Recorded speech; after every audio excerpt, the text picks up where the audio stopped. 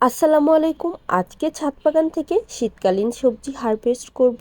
শীতকালীন সবজি হারভেস্ট করলেও শীত কিন্তু এখনও পড়েনি, এত বেশি গরম এখনও, কিন্তু ছাদে আসলে মনে হয় যে শীত চলে এসেছে, যেহেতু ছাদ বাগানের সব শীতকালীন সবজি গাছগুলোতে সবজি চলে এসেছে। আমার এই শিম গাছগুলোতে এত এত শিমের ফুল এসেছিল আর শিম ধরতে শুরু করেছিল, এর মধ্যে হঠাৎ করেই জাপ পোকার আক্রমণ শুরু হয়ে যায়। আর জাপ পোকার আক্রমণ এত বেশি বেড়ে যায় যে আমার শিমের ফুল সব নষ্ট করে ফেলেছিল।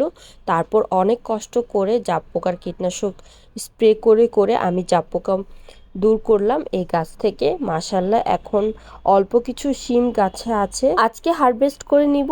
আর এই সাইডে আমার 5 লিটার গ্যালনে লাগানো ফুলকপি গাছগুলোতে ফুলকপি চলে এসেছে।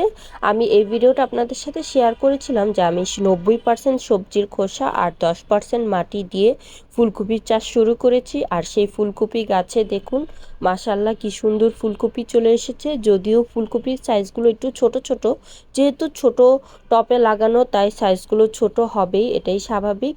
আর বড় টপে লাগালে তখন সাইজগুলো বড় হয় অনেক। একটা ফুলকপি বেশি বড় হয়েছে তাই আজকে আমি একটা ফুলকপি হারভেস্ট করে নিলাম। আর বাকি সব ফুলকপি গাছে কিন্তু ছোট ছোট ফুলকপি চলে এসেছে। ফুলকপি গাছ লাগানোর পর থেকে যে পরিচর্যাগুলো আমি এই পর্যন্ত করে এসেছি সব ভিডিও আপনাদের সাথে শেয়ার করেছি। আমার ভিডিওগুলো ভালো লাগলে অবশ্যই শেয়ার করে দিবেন আর লাইক কমেন্ট করে আমার পাশে থাকবেন এবং আমার ইউটিউব চ্যানেলটাকে সাবস্ক্রাইব করে রাখবেন। আর এ সাইডে সিম গাছে মাশাল্লাহ যে সিমগুলো ধরেছে সেগুলো বড় হয়েছে, তাই আজকে হারভেস্ট করে নিব।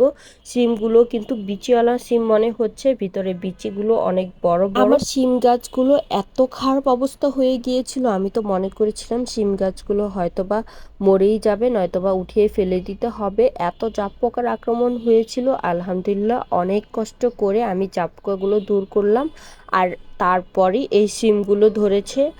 আর অল্প কিছু শিম ধরেছে, তারপরও অনেক অনেক খুশি আমি, যেহেতু জাপ পোকা দূর করার পর এই শিমগুলো এসেছে। আজকে শিমগুলো হারভেস্ট করে নেবার পর আবারও গাছে খাবার দিতে শুরু করব, শিম গাছে যাতে আবার নতুন করে ফুল চলে আসে আর শিম ধরতে শুরু করে।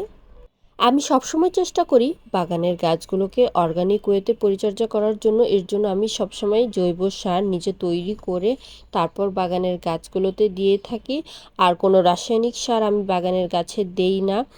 এছাড়া মাটি যখন তৈরি করি তখনও বাগানের গাছে সব মাটিতে আমি সবজির খোসা মিক্স করে তারপর সবজির খোসা দিয়ে মাটিটা তৈরি করে গাছ লাগাই। আর সবজির খোসা দিয়ে মাটিটা তৈরি করলে মাটিটা অনেক বেশি উর্বর থাকে, গাছগুলোও খুব সুন্দর সবুজ সতেজ হয় এবং ফলনও খুব ভালো আসে।